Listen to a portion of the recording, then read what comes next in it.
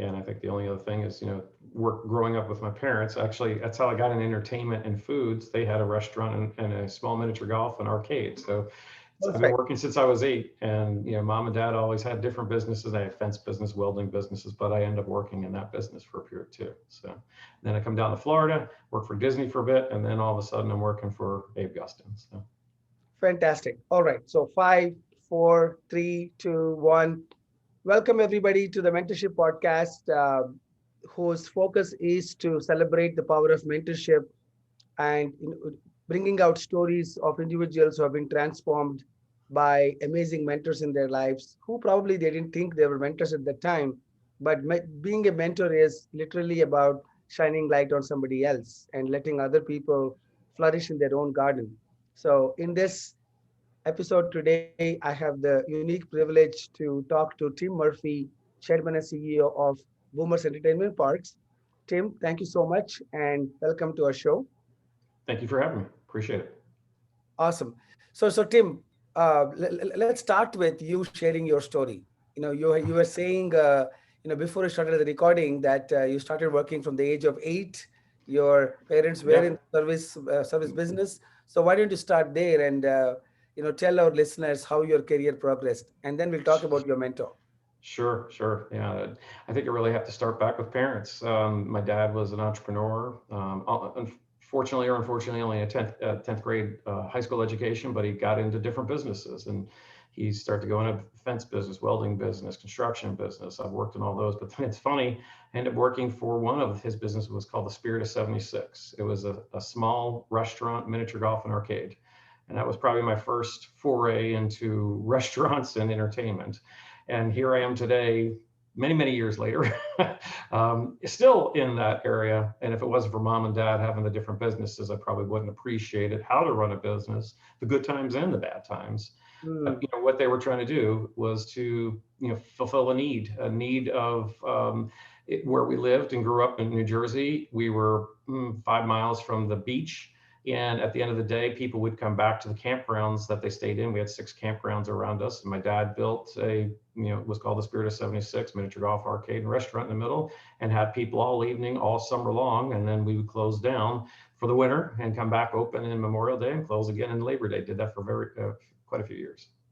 Amazing. What a story. I even my dad only did, I think, 11th grade, and he built a great business and has been a major inspiration for me. So that's where everything starts, right? Inspiration starts at home. So do you And, remember and, and you never feel that it's going to really happen during that time frame, right? You're just helping out the family, you're doing different things, and you realize how much you're pulling from those years. I don't know how many times I flash back to what was it like, what did you do, that type of thing. I think it happens by, sort of osmosis, right?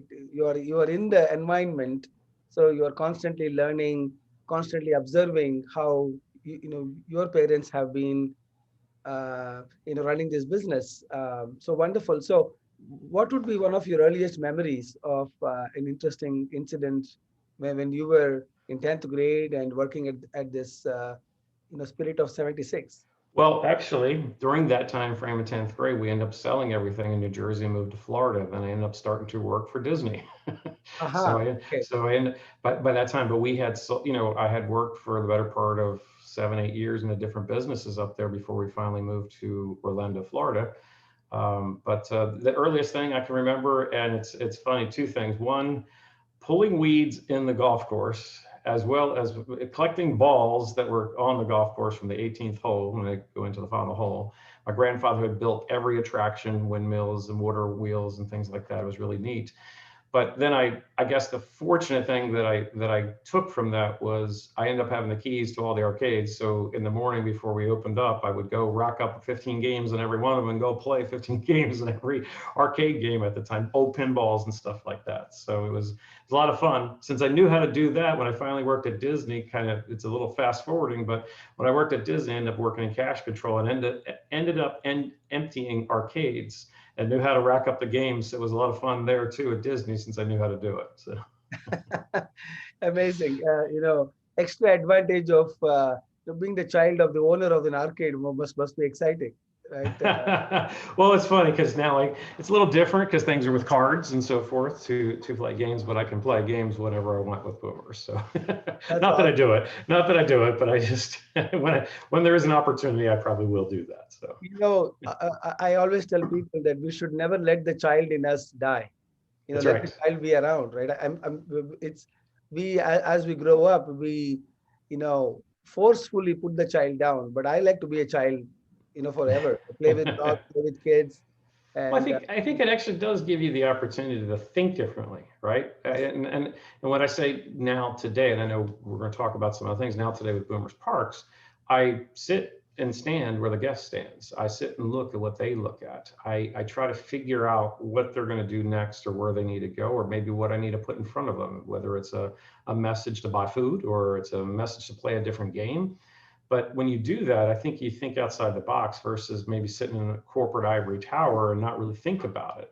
One of the things that we did with our company is I made sure we didn't have a corporate office. I didn't want to be somewhere far off. I want to be able to be close to the parks so that I can see what's going on.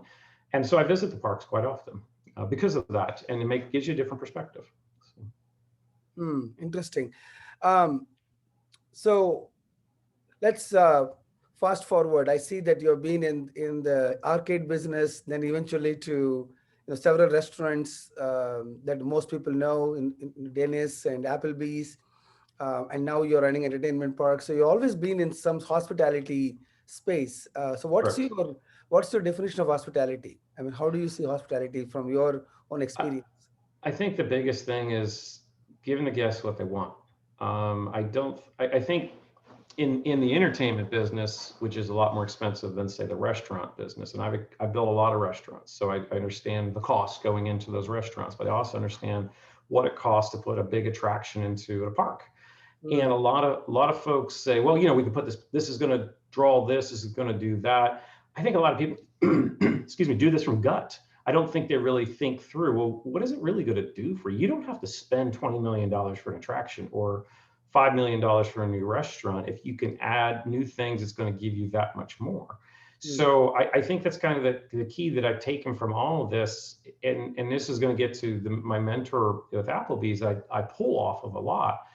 He created lots of different prototypes for Applebee's. At one point, he had 7 different prototypes. I mean, sizes of buildings, size and look and feel the guests would go to. I call it something from everything from a Denny's diner, like 30,000 square feet, to the Kansas City Raceway, 8,800 square feet.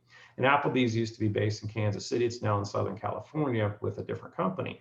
But when he was there, he was looking at how can we get different things to our guests? How can we create the Applebee's experience, the feel, the look, the touch in smaller markets and bigger markets? So Hmm. when I look at a park now or a restaurant, I look at the same thing. What can we physically do? One, does demographics support some type of financial investment? And if it does, great. Then we go on to what is it the guests might be looking for? What can we add towards it? What I see a lot of folks do in my industry, the entertainment industry, is just buy something because it's a new shiny thing and they Hmm. want to bring it in. They don't really think of the impact of Hmm. what it's really going to do. I mean, will it create more food and beverage sales? Will it create, lines? Do we have good throughput?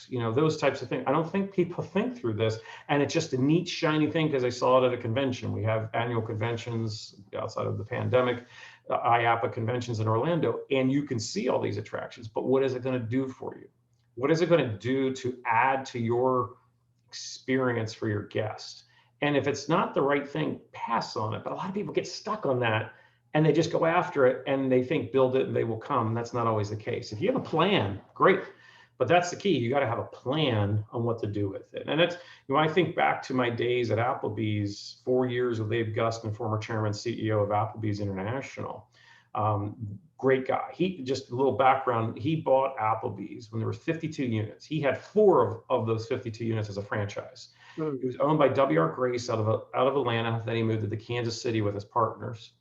They expanded and he retired with over 1,300 Applebee's built nationwide and worldwide. Wow. So he Dave did Gustin? something, 100 Applebee's a year for 10 years straight. That's amazing when you think about it. Wow. So Excellent segue into your mentor, who you talked about briefly, Abe Gustin. So let's talk about Abe. How did you meet him? What was the first conversation that you can recollect?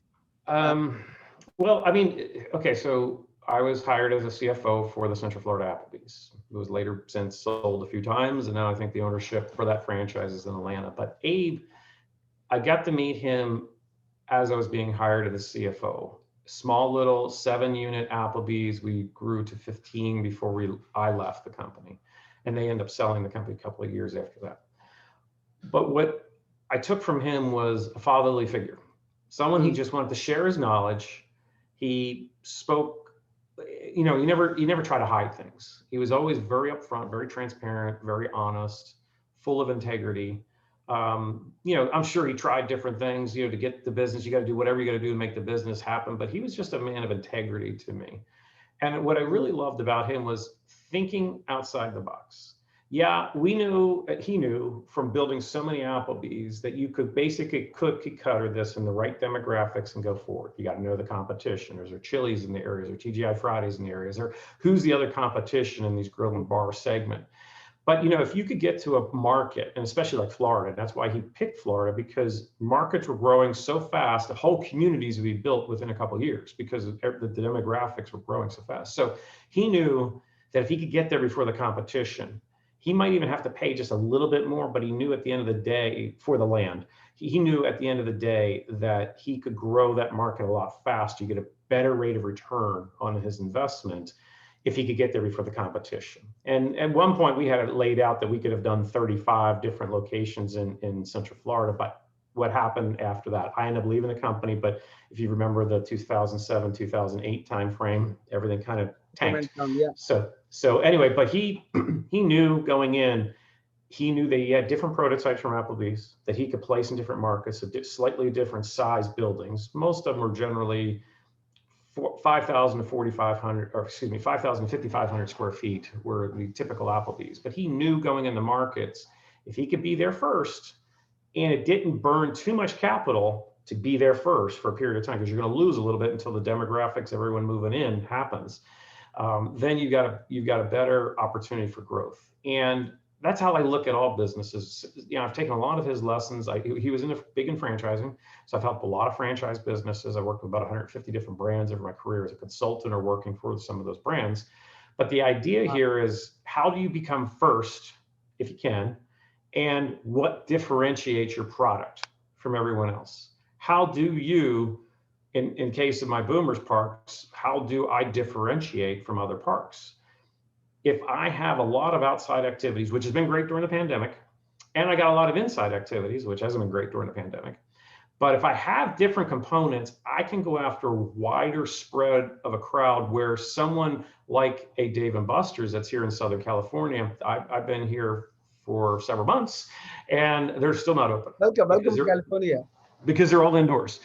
So I have an opportunity where they don't. So I'm going to use that as a strength. And how do we grow and build more facilities utilizing that strength, or finding facilities that are like us that I can turn into a Boomers? Because now I've got my experience. I have the cookie cutter mold that I learned with Abe Gustin that I can take other places. So that's kind of how I look at it. And I see, so looking across the United States nationwide, we're going to grow where the highest growth rates are and find locations that are like that maybe we can buy, because I work for a private equity firm, and then we can turn them into a Boomers Park. But I take those lessons from Abe. How do you cookie cutter this approach that you can just drop in? It's how do you learn how to print money, if you will, at all these different locations? If you drop in the food and beverage, you drop in the ride, you drop in the arcade, you drop into different things, you drop in the different services, the promos, you have the secret sauce. You have the secret sauce on how to do this. So that's what I take a lot from Abe when he was thinking through those things. How do I put smaller Applebee's in smaller markets? How do I put bigger Applebee's in bigger markets? Where could I really do a lot of different things?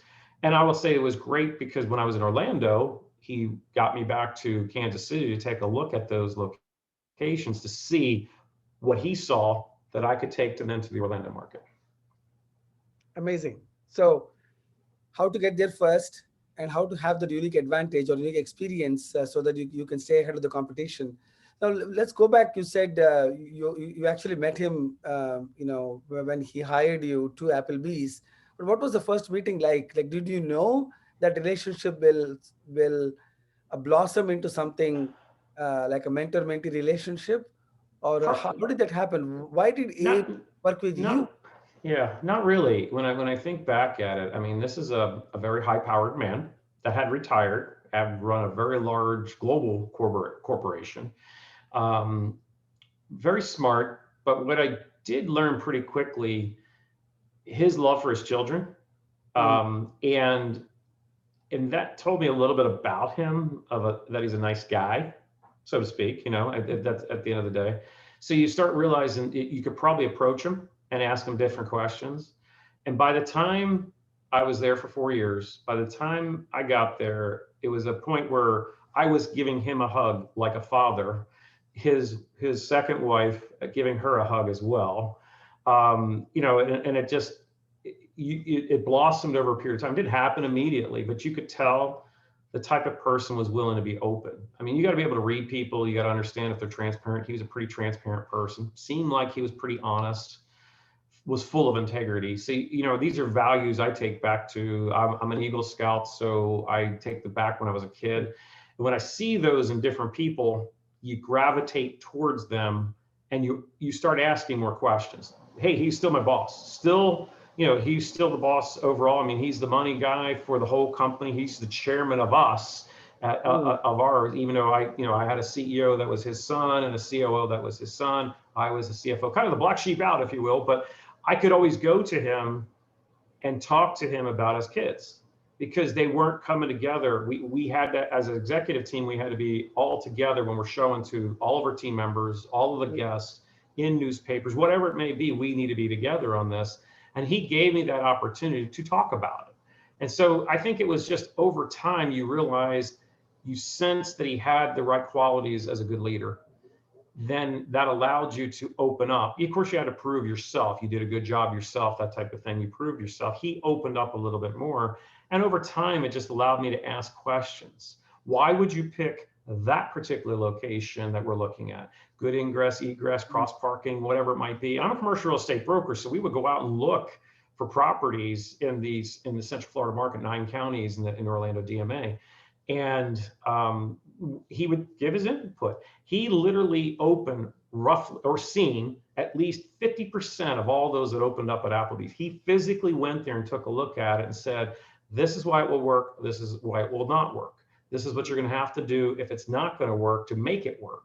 And then if it's just absolutely no, then they didn't open an Applebee's there. So it's really interesting. It took a period of time to understand, but by the fourth year, we were then at a point where, it was like another fatherly figure to me, that he would just open up. And so you could ask anything at that point. In the beginning, I wasn't, you're cautious, you don't want to Right, upset as a them. boss, right?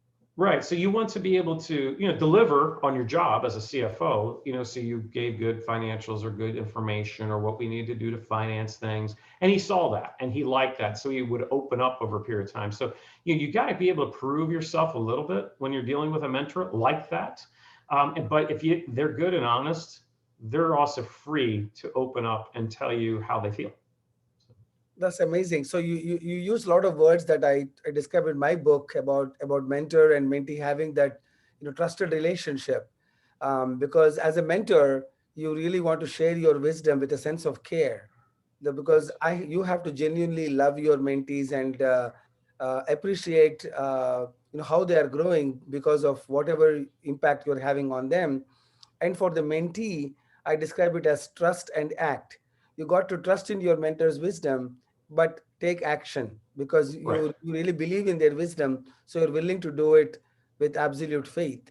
Correct. So I'm so happy to hear that Abe had that kind of an influence on you, where he was honest, he was transparent, he was truthful. He gave you the open sort of space for you to ask the right questions. But what you also said about you had to earn it.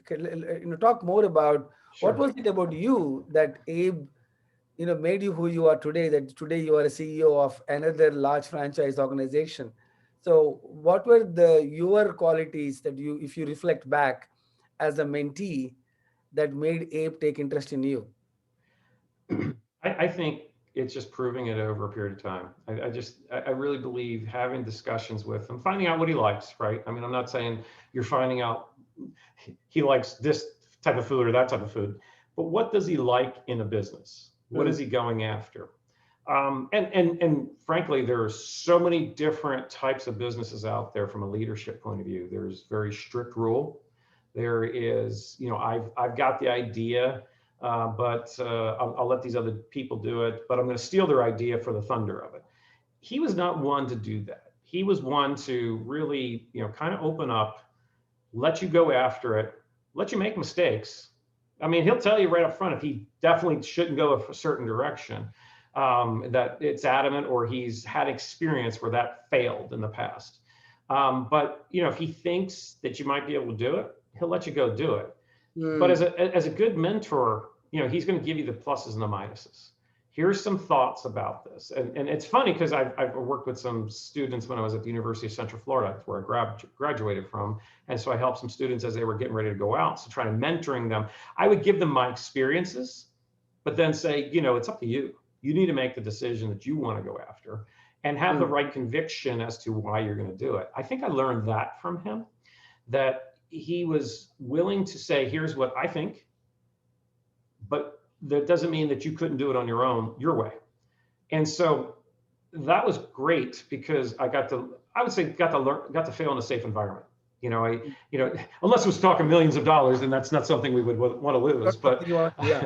but Mm, when you go down a path and you're trying something and you suggest, and he opened up and said, I think this is the way it should be done. Now, got to keep in mind, he was a bit of a type A personality in his business when he was there. And I think when he retired, he became a little more open. So I think he was a very driven individual. He wouldn't have built 100 Applebee's a year for 10 years yeah, straight sure if he not. hadn't, right? So there's something about that, there's a drive that you got to have. But, at the end of the day, he realized, I think, with some of the people that he hired, that there's more than one way of doing something. Mm, So, if you're willing to listen to advice, modify it, but understand it's your responsibility. If you've taken his advice and utilized it to the T of everything he said, it might be shared responsibility at that point. But you go off on your own to do this, it's your responsibility to execute, good or bad. And so I think that's one of the lessons I've learned. It's finding the right, over time, finding the right people that report to me now to give them what they need. I mean, there's no question. Here's what you need to do. There's some that I've got in my management team need a little more help, to think through that. Kind of, I ask questions of, it's not to do anything wrong, mm, but how do we do this? How do we make this happen? And we rely upon, well, the rules say this, the county rules, state rules, the pandemic issues we've got right now. And I would be like, well, how do we make this happen? Instead mm, of saying, no, it's done, it's over. That's the state rules. How do we make this happen? And if I get all my answers to, we can't make this happen, okay, fine. I'm going along with it, but I'm going to mm. keep pinpointing and let's keep going after until we figure out how to make it happen. And I think those lessons are, when we had Applebee's, we were, frankly, it was a very highly levered company because he wanted the Central Florida Applebee's. He had a nice house in Longboat Key, down in South Florida. He wanted to be kind of close to it in Orlando. So he wanted that. So he paid more than he should have for the Central Florida Applebee's. But with it, you have bank restrictions when you have loans, and you can only do so much. So how do we build? We have a commitment to Applebee's to continue to build more locations. So we created new entities. So the debt Mm. would not be on the original or a burden on the original loan, but now it's on a new loan. So he was always about, how do we make this happen? So those are some of the, I think, creative things that, over time I've learned with him. So. That's very nice, because there's always a thousand reasons why you should not do certain things. But then if you focus on it, then you can't take any action. And without action, there won't be any result, any lessons learned, and any unexpected outcomes too.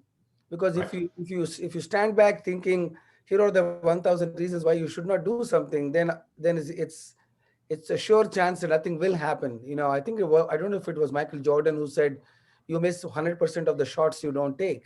Yeah, So yeah. sometimes you have to take the shots with asking those questions. How do we make it happen? That's a great advice to all the listeners on looking at their own professional personal growth. Is how do we make things happen in spite of the constraints that may be looking at you much more prominently than the opportunities that may be hidden. That unless you really double click and triple click on it, that opportunity may not open up. That's So right. how would you describe Abe? What are some of the words, let's say 5 words to describe Abe?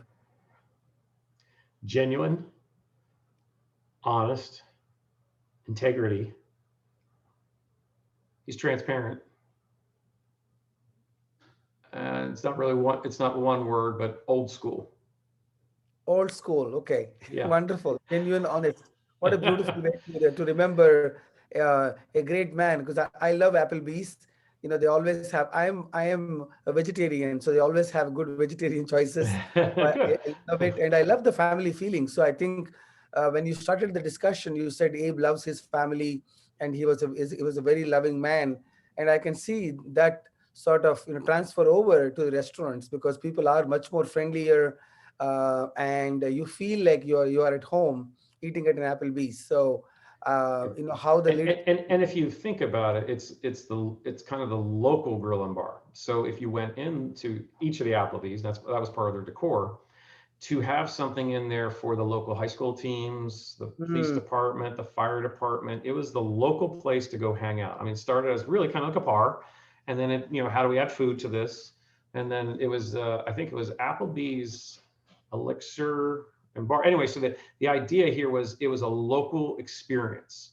So that's how the packaging went in. So it would only be the local college teams or NFL teams, whatever it might be, that people are going to respond to, because that's what they think about in their market. So that's what he wanted each of those markets, when they went in, to have something that was a local identity, so you hmm. felt like you were home. So So I'm sure you are implementing that philosophy and mindset in your park, there's, right? well, and to that point, there's some things that we're doing. So we've created a Boomer's Backyard. Boomer's Backyard is a place to hang out, watch games, and sporting events on big screen TVs. It's where you can eat food. We have heaters out there for California, some lounge chairs to sit out, tables, of course. For California, it's great because it's outside, and we had some Edison lights going over top of it, so it feels like your backyard. The inside, we're changing it a bit into a chill zone. You're going to go inside, you want to cool off, when it does get hot. So we're creating some things like that that makes it feel a little bit closer to home. And some of the other things that we're starting to work on is, how do we build a story of going through our park? I mean, if you think through theme parks, Disney and Universal and SeaWorld and Legoland and stuff like that, have some sort of theme going through. Right, right. That's what I want to add to this, so it makes it feel like there's an association to this. What am I going to accomplish out of it? I want to sell more food, right? I want to sell more attractions. I want to sell more things. But I want this to feel like this is a fun place to go to, that you hang out. Most that open up FECs, or family entertainment centers, or small amusement parks, just throw things out there and hope that they're going to come. And they don't understand sometimes why. Why they And don't come? so I want an experience for them that says, what's the next thing? As a business person, I want to extract as much money from them as they come through my park. But at the end of the day, if I can't do that if they don't feel comfortable. And that's what I want them to do, is I want them to feel comfortable. And so if we moved our demographics to a slightly older crowd, now mom and dad's happy, corporations are happy, they can have corporate events there. Mom and dad will hang out, they'll eat good food. I mean, we're at our Nashville hots and our Korean barbecues, we're upgrading the sliders and flatbreads and different things like that. So things that people would want, we're getting full liquor license. We've always had beer and wine, but now there's opportunity to have a drink if they want to have a drink. Adding a little bit of what makes me want to go there, versus saying they're going to go to a different restaurant when they leave. But if mom and dad's happy and stay there, family's going to eat. I'm just going Mom to. and dad could then do some more things too in the park, maybe when the arcades and so forth in California open up. But the bottom line is, there is now an opportunity to give them a reason to stay. And if they're happy, guess what? They spend more money. The longer they stay there, they spend more money. It's a fundamental 101, but the bottom line is, if they're not happy, if they go to some other go-kart place or some other FEC or a small amusement park or water park, and they're not happy, they're going to then leave and go somewhere else and take their money somewhere else. I would like to capture their money, build volume and frequency within my facilities. And that's no different than the restaurant industry, because the restaurant industry was building volume and frequency. More times coming back, more things they're going to buy. Correct, So, correct. In fact, I just finished reading a book. It's called The Hospitality Edge by Michael Fiato, and very, very interesting perspectives on hospitality. He comes from the hotel business, but talked about what is so-called technical hospitality, where you expect certain things to be there, and he talked about emotional hospitality, where emotional is where they have an experience, a story that they will go and Instagram about it, tell 20 people about it. So it's the emotional aspect of it that most places don't pay attention to, because right. that's the experience, that's the story, that's the feeling that they will share for the rest of their lives. So I think something that has taught me a lot, even in the mentorship space that I am in. How do I make our customers, our mentors, our mentees feel truly cared for, that Right. that we really value their time and attention. And it's something that I've done with my team. We're in the entertainment business, and although we're not Disneyland or Disney World, there's a lot of similarities of where we're going. So I basically say, what would Disney do? And this is what I want my team to do. Now, that doesn't mean you can change culture overnight, but that's the direction you want to be able to go, because to your point of something you just said, it's about experience. So if I create a great experience, remember that, and they're going to come back to it. When you think of Disneyland, California Adventure, Epcot Center, Magic Kingdom, Animal Kingdom, all those, it's an experience you feel when you go there. And it's experience you're willing as a guest to pay more for that experience. And I don't mean to say this incorrectly or negatively, but we're really trying to move from a Walmart customer, a very discounted customer, to a Target customer that's willing to spend a little bit more, a little more educated. They want a better experience. So that's ultimately what we're trying to create here. Now, have I got all secret sauce built in since we took over in June? No, because we've had pandemic closures and everything, but that is the next step. That's something that we're just starting to work on. It will be the training piece of this to really push out the experience, because when you go to Disney, there's a certain experience. I worked for Disney for 6.5 years, and I love my experience working for Disney. I think I have such fond memories working for them, let alone how long I've gone there and taken my kids and annual passes and stuff like that. But Yeah, but at the end of the day, you do that and you're willing to pay for it because it's a different experience. It's different experience in Universal. It's different experience in SeaWorld, different experience than Legoland. And that's why I go back to my team and say, it's about, it's really about what would Disney do? So that's what we've got to implement. So. great question. Great question. So, since you're talking about the experience, one of my life's mission is to encourage uh, as many people as I can in this lifetime to have that mentorship experience, especially the millennials. When you tell them about, hey, have good conversations with people that you don't work with, talk to somebody, and all of them say, but I don't need to. Everything is fine right now. But they Yeah. are completely miss the like the experience that we are talking about is having those caring individuals in our life who we can talk to, who they can share so much wisdom. So can you share And some and, and, and advice? it's really interesting. Even the mentor gets a lot out of the times that you're spending with a mentee. So that's I've gotten it out of when I was mentoring UCF students. The juniors and the seniors getting ready to graduate. What's the next steps? What are they going to get involved in? What do they want to do? Who do they want to go talk to? You've got to go out there. You've got to be willing to risk yourself. Even just as a personal experience recently, I've reached out to a lot of the park presidents of Six Flags and Disney and SeaWorld, Knoxbury Oh, Farm, and others, and I've talked to them. And it's great that you have a little CEO title behind your name to get to talk to some of those people. But the point behind it is, can I give them value?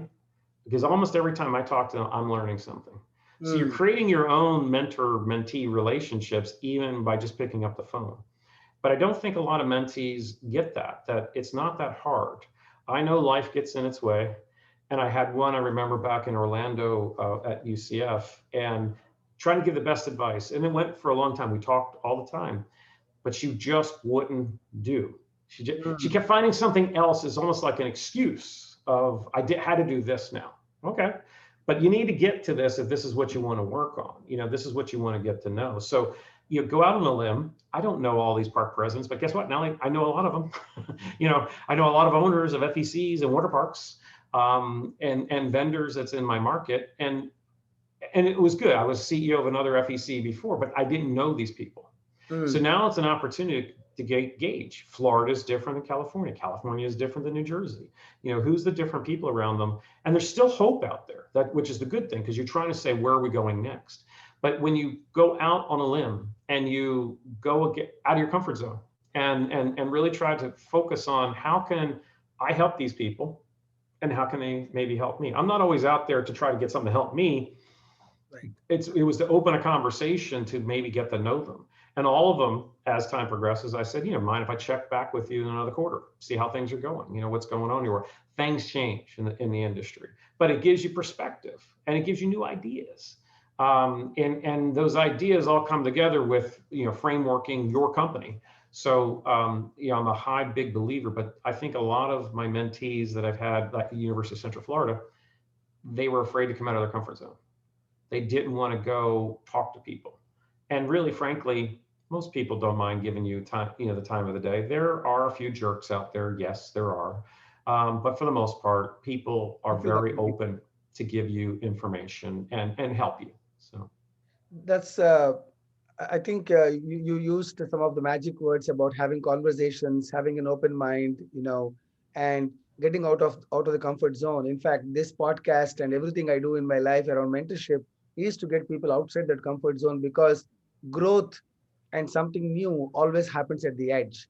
That means you have to get to the extension of your circle and go say hi to somebody new, have a conversation.